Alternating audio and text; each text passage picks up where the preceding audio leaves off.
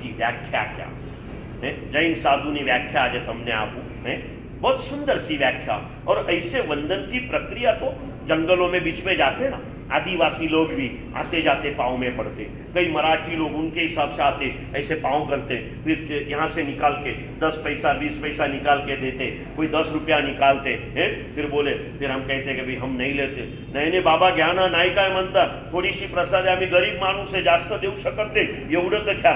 પછી आम्हाला केવું પડે ભાઈ, आम्ही सोनं चांदी सुद्धा घेत नाही, तर याच्यात काय त्यात सांगायचं, आम्ही जैन साधू आहे ना, पैशाला शिवत सुद्धा नाही, એટલે લોકો હજી પ્રભાવિત થઈ જાય। આ થાય એટલે થાય, એટલે દુનિયા બધી કોઈ પણ ચાહે જૈન હોય અજૈન હોય, શ્રીમંત હોય ગરીબ હોય તવંગર હોય, જ્ઞાની હોય કે અજ્ઞાની હોય, સાધુને જુએ ને એટલે એના હાથ જોડાઈ જાય અને મસ્તક ઝૂકી જાય, વંદન કરવાનું મન થઈ જાય। અને શાસ્ત્રોમાં લખ્યું છે સમ્યક દ્રષ્ટિ દેવાત્માને ઇન્દ્રો રાત દિવસ આ પામવા માટે તરસતા હોય। એટલે સાધુની વ્યાખ્યા બની ગઈ કે દુનિયા આખી જેને ઝૂકે છે, દુનિયા આખી જેને ઝૂકે છે, અને દેવોના દેવપન રાત દિવસ જેને છંકે છે, એનું નામ જૈન સાધુ।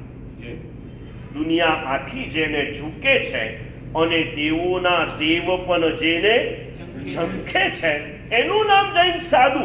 क्यों करते हैं झंखना? क्योंकि ये देखते हैं दुनिया ની દેશી કહેવત છે ને, मागे उससे भागे अगर त्यागे उसके।